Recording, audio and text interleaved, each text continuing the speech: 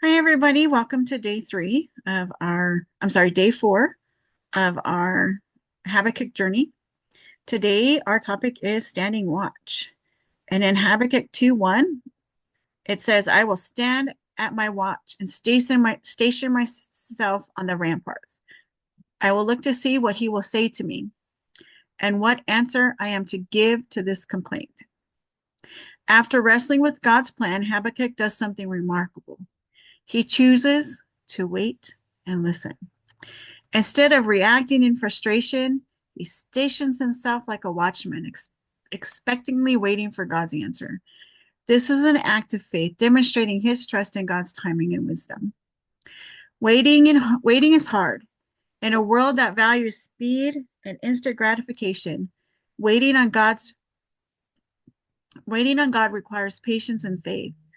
But spiritual growth happens in the waiting. God uses these reasons to refine our hearts. He uses this time to strengthen our trust and to prepare us for what's ahead. A watchman does not passively wait. He remains alert and attentive, expecting something to happen. In the same way, our waiting should not be filled with doubt, but with faith that God will answer in his perfect time. Trusting in God's timing means believing that he knows what is best for us, even when we don't understand the delays.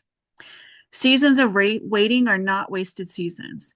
Throughout Scripture, we see God using waiting periods to build character, deepen faith, and align his people and his will.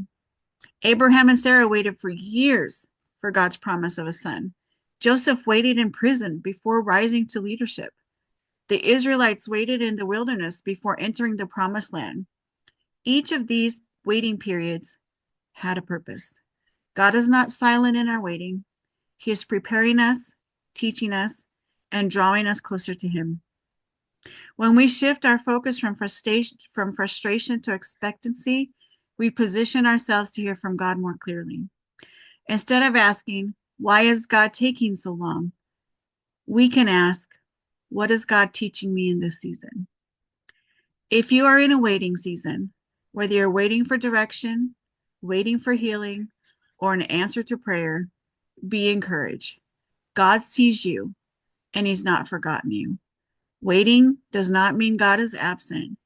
It means he is at work in ways we just can't see. Like Habakkuk, we must stand watch with an expectant heart.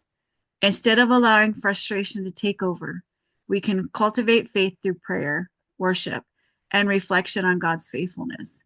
His answer will come at the right time, in the right way.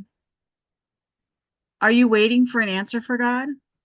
How can you remain faithful in the waiting? What steps can you take to shift your focus from frustration to expectancy? How has God used waiting seasons in your past to strengthen your faith? What scriptures or prayers encourage you when you feel impatient with God's timing? My prayer for you today, Lord, give us patience and faith to wait for your purpose. Help us to trust your timing and listen to your voice. When frustration tempts us to doubt, remind us that you are always at work. Strengthen our heart to stand firm like a watchman, expectantly waiting for your perfect answer. Thank you, everybody, and we will see you again tomorrow.